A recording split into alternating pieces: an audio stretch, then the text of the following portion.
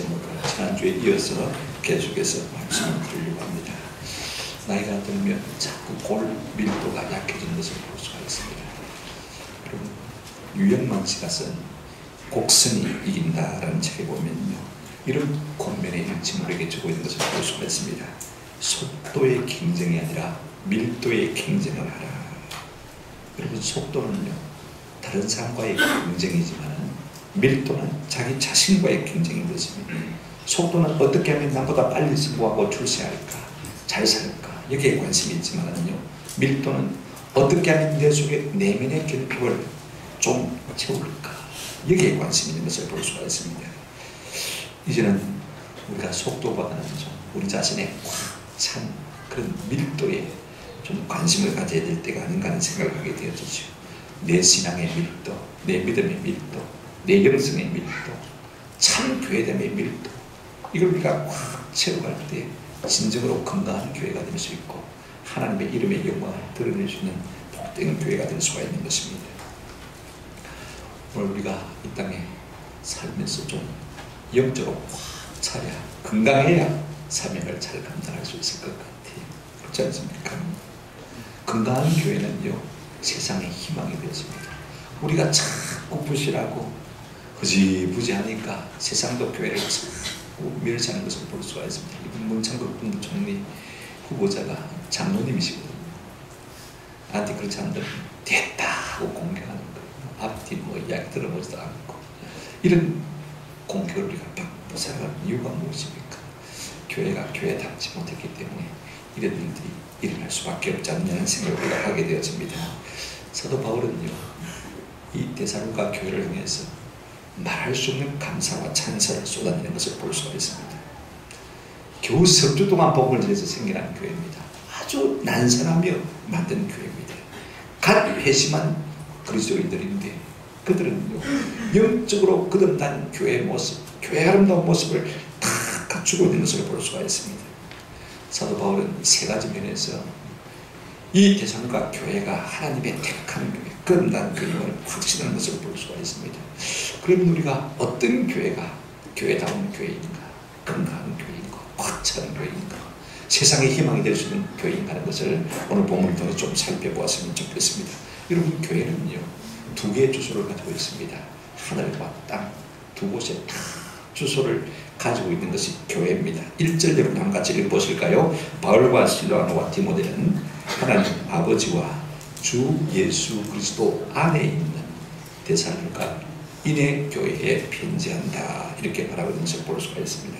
여기서 우리는 교회의 두 가지 주소를 볼 수가 있습니다. 요즘 말로 말하면 두 개의 IP 혹은 두 개의 ID를 가지고 있는 것이죠. 하나는 어디에 주소를 가지고 있습니까? 하늘에 하나님 아버지와 주 예수 그리스도 안에 하늘에 가지고 있습니다. 또 하나는 땅에 그 주소를 가지고 있습니다.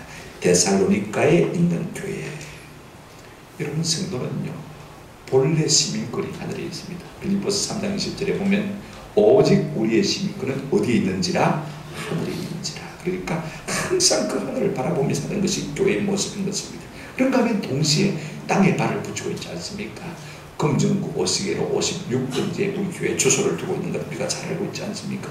그런 의미에서 볼 때 교회는 어떤 의미에서 이중국적자라, 이렇게 볼 수가 있습니다. 보십시오. 하나님 아버지와 주 예수 그리스도 안에 있는 교회. 좀 길게 교회를 묘사했습니다만은요, 교회는 어떨 때 가장 아름답고 교회다우냐면요, 하나님을 아버지로 경배하고, 그죠? 예수 그리스도를 나의 구원자로, 나의 왕으로, 나의 주로 모실 때 참 교회가 아름다운 거예요. 이것은 세상에 존재하는 모든 교회가 공통적으로 갖는 특성인 것입니다. 하나님 안에, 예수 안에. 이 안에 있다는 말은 바울의 전용구예요. 어떤 의미를 가질까요? 주 안에 살고 있는, 다시 말하면 주 안에 뿌리를 내리고 있는, 어떤 의미에서는요, 그 안에서 모든 생명의 원천 자양분을 끌어내는 이런 뜻을 갖고 있는 것을 볼 수가 있습니다. 여러분, 교회가 참 생명미스라면요, 하나님께 뿌리를 내리고 있어요. 하나님께 주소를 두고 있어요. 하늘의 소망을 두고 살 때 참 교회가 교회다워질 수 있는 것입니다. 그분의 아버지 되심을 인정하고 경배하고 찬양하며 우리 주님의 왕 되심, 주 되심을 우리가 높이 노래할 때 비로소 우리는 참된 교회 모습을 갖춰갈 수 있는 것입니다. 이렇게 우리가 하나님께 계속해서 주를 기억하면요, 어떤 유익이 있습니까? 오늘 1절 끝에 이렇게 말하고 있습니다. 은혜와 평강이 말제다 너희에게 있을지어다. 우리가 하나님께 뿌리를 두고 주 예수 그리스도께 뿌리를 둘 때 그로 말미암아 흘러나온 자양분이 뭐냐면 은혜와 평강인 것입니다. 이것이 교회의 밀도를 더해가고 교회의 건강함을 더 입혀가는 것을 볼 수가 있습니다. 여러분 생각해 보십시오. 교회에 있어서 없어서는 안 될 가장 필수 영양소가 무엇입니까? 은혜와 평강인 것입니다.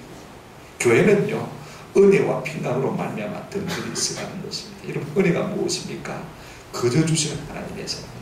이 사랑 받으면요, 나도 모르게 내 마음속에 어떤 염려도 근심도 불안도 걱정도 다 물러가게 되는 것입니다.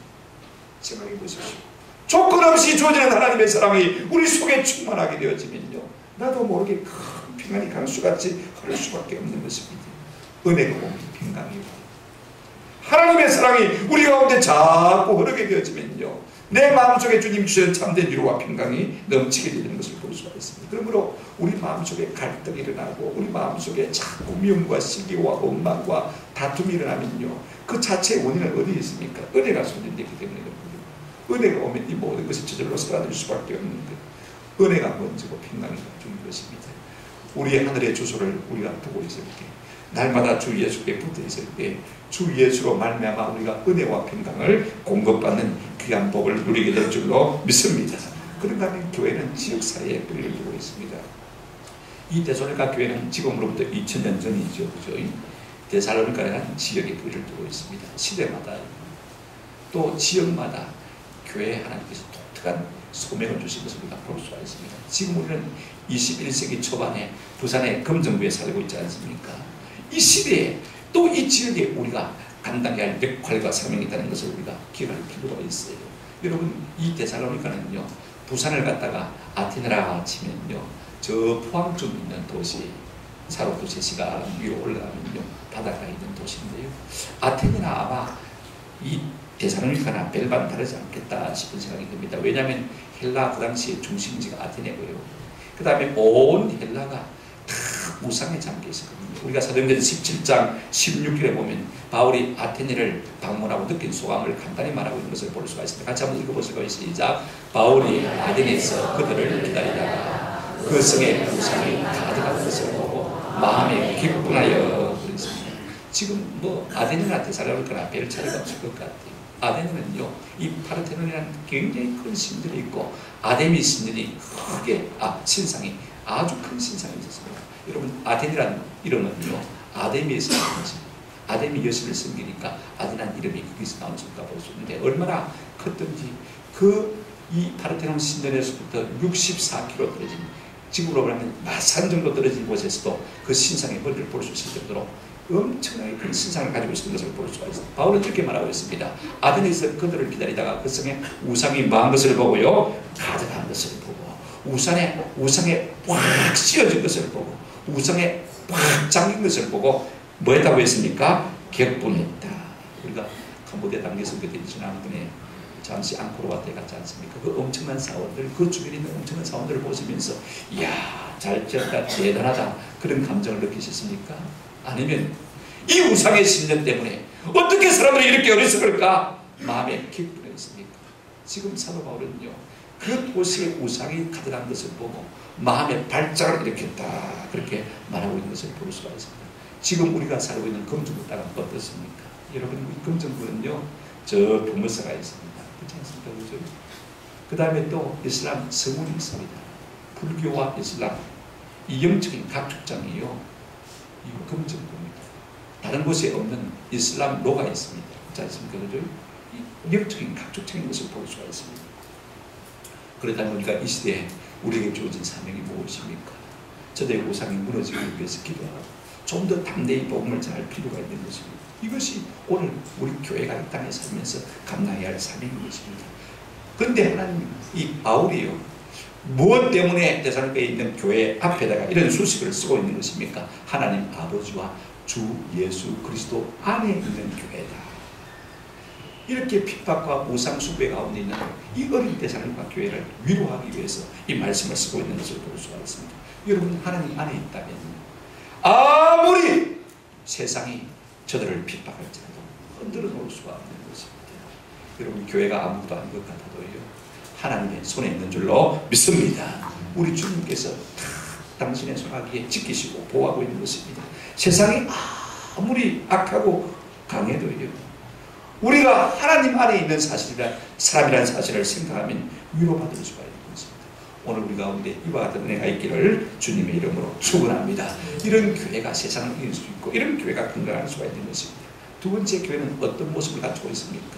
이 대사님과 교회가 어떤 아름다운 모습을 갖추고 있습니까? 지난주에 우리가 생각했습니다만은요 3절 말씀입니다. 여러분 3절을 한번 같이 다시 읽어보실까요? 다 같이 읽겠습니다. 시작. 너희의 믿음의 역사와 사랑의 수고와 우리 주 예수 그리스도에 대한 소망의 은혜를 우리 하나님 아버지 앞에서 끊임없이 기억하니. 사도 바울은 이 대사님과 교회의 믿음의 역사, 사랑의 수고, 소망의 인내를 보면서 늘 기억하고 하나님 앞에 감사함으로 기도한다 그렇게 말하는 것을 볼 수가 있습니다. 여러분 거듭난 성도의 믿음의 특질을 말한다고 한다면요 믿음, 소망, 사랑입니다. 그런데 이 믿음, 소망, 사랑은 첫째로요 굉장히 외향적인 것을 볼 수가 있습니다. 자, 믿음은 그 방향이 어디로 향합니까? 믿음은 하나님을 향하는 것을 볼 수가 있습니다. 우리가 누구를 믿는 것입니까? 하나님을 믿는 것입니다. 사랑은요 다른 사람을 향한 것입니다. 옆으로 그죠? 다른 사람을 사랑하는 것이고, 소망은요 다시 오실 우리 주 예수 그리스도 그 영원한 나라를 소망하는 것이 되는 것입니다. 그러므로 여러분 모든 성도는 교회는 예외 없이 어떤 사람입니까? 하나님을 믿는 자이고 사람을 사랑하는 자이고 우리 주 예수 그리스도 다시 오심을 많은 사람입니까? 소망 가운데 인내하며 기다리는 사람들인 것을 볼 수가 있습니다. 여러분 우리는 믿음 안에서 우리의 마음이 하나님께로 이끌리게 되어서 우리는 사랑 안에서 우리의 마음이 자꾸만 다른 사람을 향하게 되어서 우리는 소망 안에서 우리의 마음이 다시 오실 주님을 기다리게 되는 것입니다. 이것이 거듭난 성도의 아름다운 특징인 것을 우리가 보게 되었습니다. 우리를 하나님께서 타락한 가운데서 불러내신 이유가 무엇입니까? 우리를 거듭나게 하신 이유가 무엇입니까? 내 중심적인 뉘앙스에서 우리를 끌어내서 하나님과 다른 사람과 또 다시 오실 우리 주 예수님을 바라보도록 하시기 위한 것입니다. 이런 교회가 참 건강합니다. 믿음과 소망과 사랑이 우리 가운데 있다면요 자연히 건강한 교회가 될 수밖에 없는 것입니다. 그런가 하면 믿음, 소망, 사랑은 다 생산적이고 활동적인 것을 볼 수가 있습니다. 여러분 믿음, 소망, 사랑 이렇게 말하지 않고 뭐라고 말했습니까? 믿음의 역사, 사랑의 수고, 소망의 인내 이렇게 다 말하고 있는 것을 볼 수가 있습니다. 여러분 구체적인 믿음, 소망, 사랑은요 아름다운 열매를 다 맺고 행동하는 것을 볼 수가 있습니다. 믿음은요 일하고요 사랑은요 수고하고 소망은 뭡니까? 인내하지 않습니까? 먼저 믿음에 대해서 생각해 보십시다. 여러분 행함이 없는 죽음, 믿음은 무슨 믿음이라고요? 죽음 믿음이다. 우리가 지난 시간에 이미 생각해 보았습니다. 믿음이야말로 참 행동이 바탕이 될 때 참 믿음이 되는 것입니다. 제가 지난주에 가일 그 아이들만이라는 사람이 쓴 제자는 행동한다는 책을 신문 광고를 보고 어제 사서 쭉 읽어보았습니다. 제가 이렇게 관심이 있거든요. 오늘 현대에 굉장한 화두가 되는 말이 있다면 실행이란 말입니다. 행동이란 말입니다. 오늘날 사람들 많이 배웠어요. 많이 배웠기 때문에 소신이에요. 생각 많이 해요. 그렇기 때문에 행동 잘 하잖아요. 그죠? 근데 오늘 이 말이 참 제가 마음에 와닿았어요. 제자는 만다, 행동한다. 믿음은 만다, 행동한다. 우리 예수님 염려하셨습니다. 마지막 때에 과연 이 믿음을 보겠느냐 염려하시면서 우리가 보게 되었습니다만요. 우리가 탕자의 비유를 누가복음 15장에서 보지 않습니까? 이제는 여기서 내가 줄여주게 되었구나. 깨달은 순간에 이 탕자가 어떻게 합니까? 결단하지 않습니까? 이에 일어나 아버지 집으로 돌아가는 것을 볼 수가 있어요. 이에 일어났어요. 자기의 비참함을 깨달은 순간에 즉각적으로 행동한 것을 볼 수가 있습니다. 그래 아버지 집으로 돌아가자. 이에 일어났어. 행동하는 것을 볼 수가 있습니다. 믿음은 역사인 것입니다. 내가 깨달은 순간에 하나님 앞으로 돌아가는 이것이야말로 행동하는 믿음인 것입니다. 그런데 오늘 우리는 어떻게 합니까? 깨달고도 하나님의 말씀을 듣고도 즉각적으로 행동하기를 자꾸 미루는 것을 볼 수가 있습니다. 왜 그렇습니까? 여러분 우리가 순종하면요 처음에는 좀 어렵거든요. 그래서 우리가 다가오는 고통을 자꾸 뒤로 미루려고 하다 보니까 즉각적인 순종이 안 되는 거예요. 즉각적인 믿음의 행동을 만드는 거예요. 왜냐하면 우리가 믿음으로 행동하면 자꾸 손해볼 일이 많아지거든요. 그러니까 고통을 뒤로 미루고 싶은 그런 본능 때문에 자꾸 행동이 옮기지 않습니다. 둘째는요, 현재 즐거움을, 쾌락을 좀 더 연장하기 위해서 그렇습니다. 내가 불순종하고 살면요, 세상의 따뜻함 속에서 좀 안온하게 안락하게 살 수가 있으니까 아무 요동이 없으니까. 그러나 믿음으로 행동하려고 하면요, 얼마나 도전이 많습니까? 그새 세력들이 많습니까? 어렵지 않습니까? 그러니까 자꾸 이런 것들 때문에 우리가 고통을 좀 더 쾌락을 연장하기 위해서 자꾸 순종을, 행동을 뒤로 미루는 것입니다. 어떤 사람들은요, 완벽한 환경이 오고 완벽한 계획이 세워지면 내가 그 일을 행동하겠다 그렇게 생각합니다만 그렇지 않습니다. 믿음은 좀 불안정하고요, 불확실해도요, 한 번 더 합시다. 순종하고 나아가는 것입니다. 이것이 참 완벽하지 못해도, 환경이 싹 매물지 못해도, 조금 내게 어려움이 있고 내 쾌락을 좀 연장하고 싶은 그런 마음의 욕망이 있지만은요, 믿음은 적시로 순종하는 것이 참 믿음인 것입니다. 그러면 사랑은 어떤 것입니까? 지난주에도 우리가 생각했습니다만은요, 사랑은 무엇을 낳습니까? 수고를 낳는 것입니다. 수고 없는 사랑은 참사랑입니다. 제가 지난주에 금요일에 방송을 했는데 가자를 받드는 집사님이 방송시작부터 자꾸 울어요. 방송을 하겠나 싶었는데 또 멘탈 때문에 준대로 눈물을 주스리고 또 방송을 하고 또 울고 또 방송을 하고, 그래 1시간 방송을 잘 마쳤습니다. 아, 집사님 왜 그렇게 울어요? 무슨 일이 있어요? 그랬더니 이야기를 하시더라고요. 자기가 남편이 장애인, 좀 심한 장애가 있어요. 근데 그 남편을 굳게 세워서 지금은 부산에 있는 큰 회사의 대표 사장이거든요. 자가용도 렌즈를 타고 다니고 아들 둘 잘 공부시켰어요. 교회도 얼마나 잘 봉사하고 섬기는지 열매가 자꾸 나타나니까 모든 교회에서 이분 간증 강사로 초청하는데 미국까지 갔다 오시더라고요. 우리 교회도 한번 소개할까, 저 모시고 올까 싶어서 이야기를 해봤더니요, 1년 스케줄이 꽉 차 있어가지고 도무지 틈이 없어요.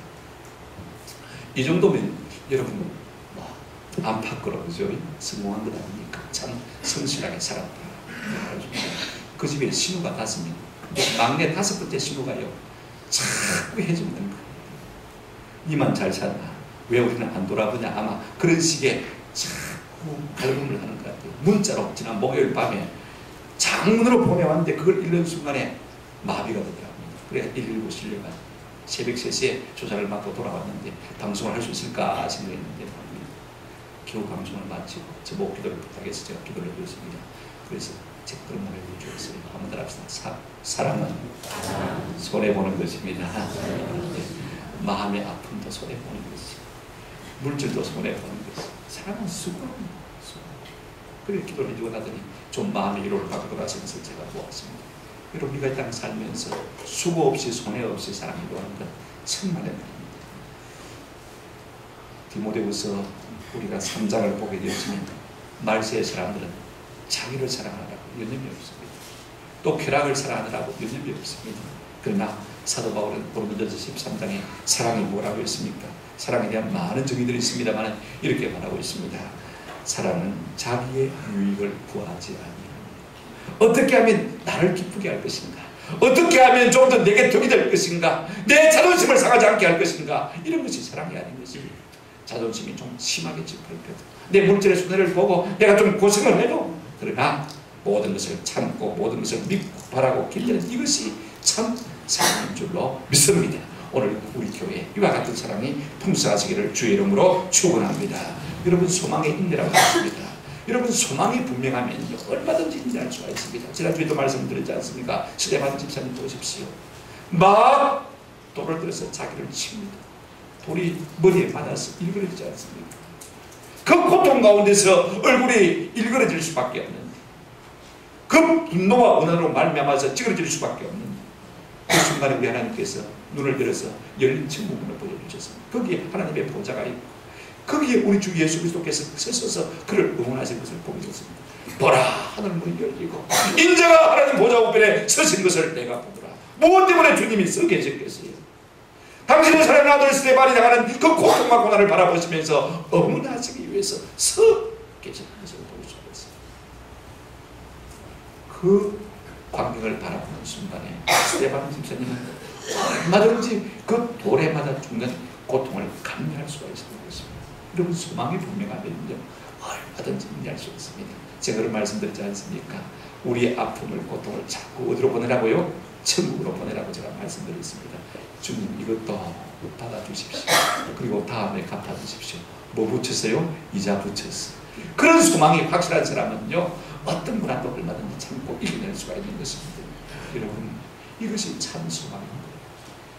이 같은 믿음의 역사, 사랑의 수고, 소망의 인내를 가리켜서 종교개혁자 칼빈은 이런 말을 했습니다. 참된 기독교에 대한 아주 간단한 것입니다.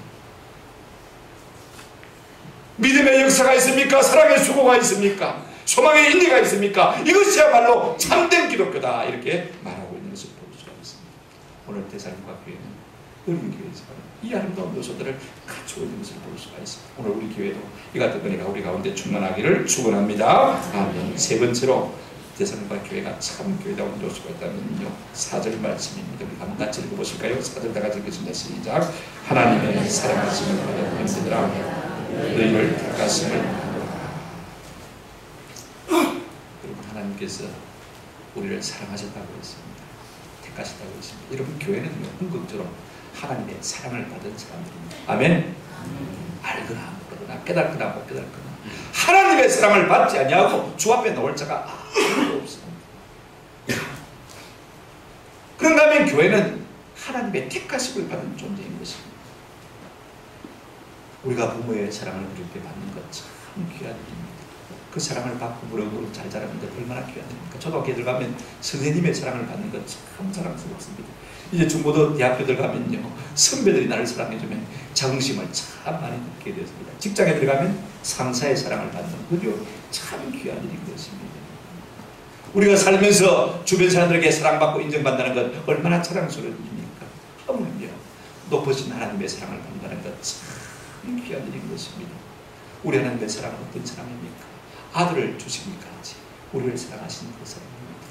아들이 어떻게 하셨습니까? 몸버려 피 흘려 우리를 대속해 주시고 우리를 자녀 삼아주신 그 사랑을 받고 있는 것입니다. 제가 어제 어떤 글을 읽었어요. 제목이 세상에서 가장 아름다운 글인데 아버지에 대한 얼굴을 추구하는 것입니다. 평생을 일그러진 얼굴로 숨어 살다시피 한 아버지가 있었어요. 아들, 딸, 남매가 있었는데 심한 화상 때문에 아들, 딸 앞에 나타나기도 부끄럽고 오히려 누가 될 것 같아서 그 아이들을 고아에 맡기고 전혀 아들, 딸들을 만나지 않은 채 시골 백촌 상간에서 혼자 집을 짓고 살아갔던 아버지가 있었습니다. 왜 우리를 버렸을까? 자식들은 고아에서 자라면서 아버지를 늘 원망했죠. 근데 느닷없이 아버지가 나타나는데 보니까 심한 화상을 그 얼굴에 몰골이 흉악합니다. 손도 잘려나가기도 하고 붙어있기도 하고 차라리 아버지를 몰랐으면 좋겠다. 그리고 그 이후에 아버지를 잊고 살아갑니다. 시간이 흘러서 이 자식들이 장성하여 결혼을 하고 가정을 이루고 있습니다. 그렇지만 아버지는 여전히 시골 외딴 집에 살면서 혼자 지냈습니다. 몇 년 뒤에 이 자녀들이 아버지가 돌아가셨다는 소식을 듣게 되었습니다. 왕래가 없고 정도 없지만 그래도 뭐 공부는 다 해야 되니까 장례를 치르기 위해서 시골 외딴 집으로 가게 되었습니다. 마을 노인 한 분이 그런 이야기를 합니다. 아버지께서 여기서 오셔서 나는 화장을 싫다. 비산에 묻어줬으면 좋겠다. 그런 말을 했다는 것을 이 아이들에게 알려주었어요. 그래도 늘 원망하면서 살던 아버지라 산에 묻어놓으면 산소를 만들어 놓으면 서리고 주석이 와야 되잖아요. 그게 귀찮아서 우리는 화장을 할 수밖에 없습니다. 그래서 화장을 하고 이제 집에 돌아와서 아버지의 쓰던 물건들을 다 정리하고 불태우고 시작합니다. 이불이나 옷가지들 흔적이 배이는 물건들을 몽땅 끌어내서 마당에서 태웁니다. 마지막으로 책들을 끌어내서 불 속에 집어넣다가 비망록이라서 빛바랜 아버지의 일기장을 발견했습니다. 불길이 막 일기장에 붙는 순간에 왠지 이상한 생각이 들어서 그 일기장을 꺼내서 연기하는 일기장을 한 장 한 장 넘겨가면서 읽기 시작했습니다. 그만 읽다가 이 아들이 대선 통곡을 했습니다. 그 일기장 속에는요 아버지께서 그렇게 보기 흉한 얼굴을 할 수밖에 없었던 이유가 있었어요. 그 남매가 방 안에서 불장난을 하다가 불을 내는 거예요. 그리고 그 아이를 끄집어낸다고 그렇게 흉한 몰고 뛴 것을 알고 있습니다. 우리의 불장난. 그리고 먼저 죽은 아내에 대한 빈지와 마지막 남매에 대한 당부로 그 일기가 끝나고 있는 것을 읽게 되었습니다. 여보, 내가 당신을 여보라고 부를 자격이 있는 놈인지조차 잘 모르겠습니다. 그날 당신은 얻고 나오지 못한 나를 용서하시기를. 울부짖는 어린아이들의 울음소리를 뒤로하고 당신만을 얻고 나올 수가 없었다. 하늘나라에서 잘 지내지요.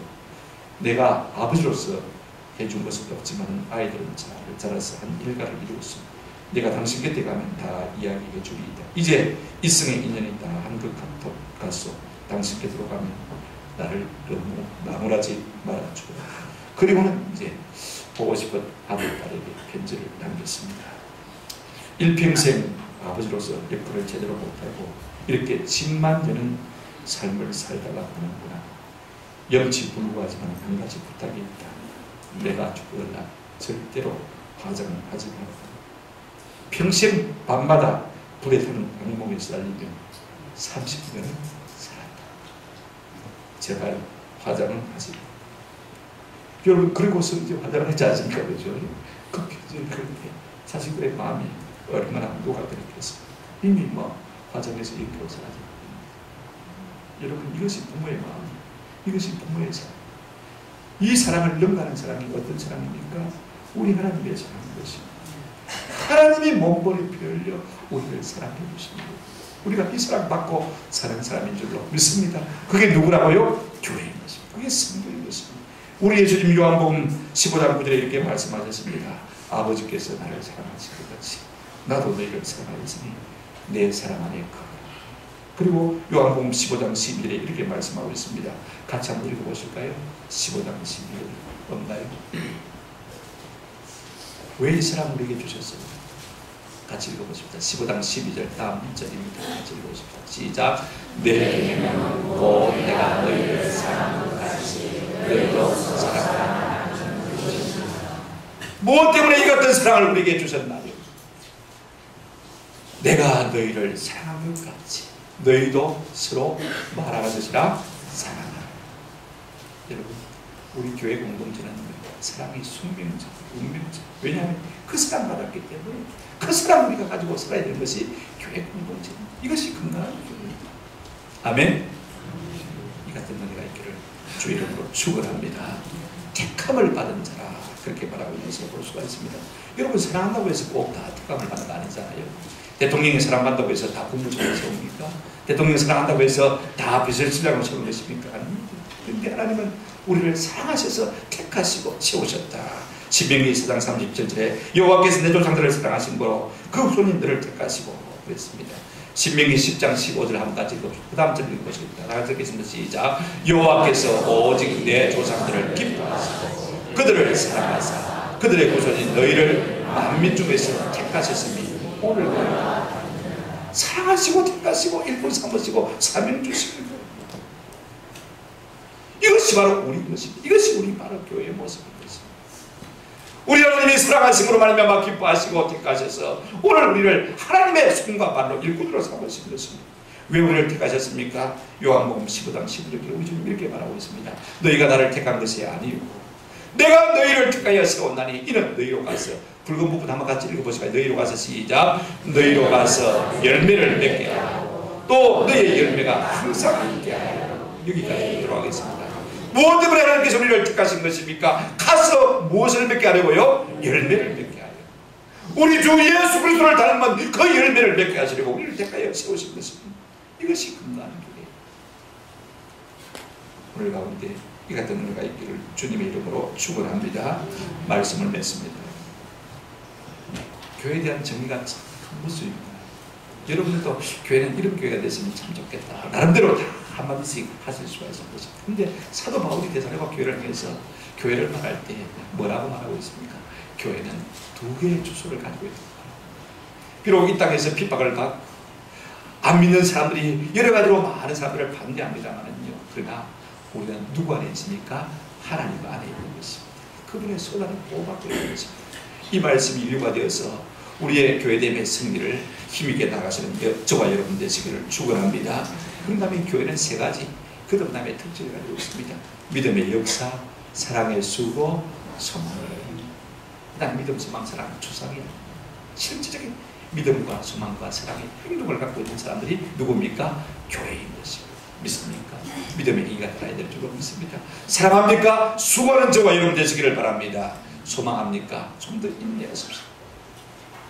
그런다면 우리는 하나님의 사랑받고 하나님의 택함받은 자녀인 것입니다. 사랑받은 우리가 사랑하는 것이 마땅하고 택함받은 우리가 일꾼으로서 충성하는 것이 마땅한 것입니다. 사실 데살로니가 교회는요, 사도 바울의 입장에서 보게 되었으면 교회를 나오기 위해 제대로 젖도 먹이지 못하고 빼앗긴 아이와 같습니다. 왜냐하면 쫓겨났거든요. 많은 핍박 때문에 더 이상 교회를 양육하지 못하고 이제 아테네로 다시 고린도로 쫓겨와서 이 편지를 쓰고 있는 것입니다. 다음 주 우리가 좀 더 깊이 생각하겠습니다만, 그런데 놀라운 것은 어떻습니까? 이렇게 젖도 못 먹이고 쫓겨났는데 데살로니가 교회는 고아처럼 내버려뒀는데 하나님께서 그의 성령으로 이 교회를 기르십니다. 얼마나 아름답게 기르셨는지 바울이 말할 수 없는 감사로 찬양합니다. 믿음의 역사, 사랑의 수고, 소망의 인내를 기뻐하고 체험하는 것을 볼 수가 있습니다. 겨우 3주 동안 젖을 주고 키운 교회임에도 불구하고 이 교회가 든든히 굳게 서서 환난과 핍박을 다 이겨내고 부흥하고 성장하고 있었던 것입니다. 이 소식이 너무 기쁘고 감사해서 지금 사도 바울은 데살로니가 교회에 감사의 편지를 쓰고 있는 것을 볼 수가 있습니다. 여러분, 작지만 이 교회도 꽉 찬 교회가 됐으면 좋겠습니다. 데살로니가 교회처럼 믿음의 역사, 사랑의 수고, 소망과 인내가 있어서 모든 교회 기쁨이 되고 사역자들에게 기쁨이 되었습니다. 또 세상의 희망이 되는 아름다운 교회 되시는 은혜가 있기를 주님의 이름으로 축원합니다. 아멘.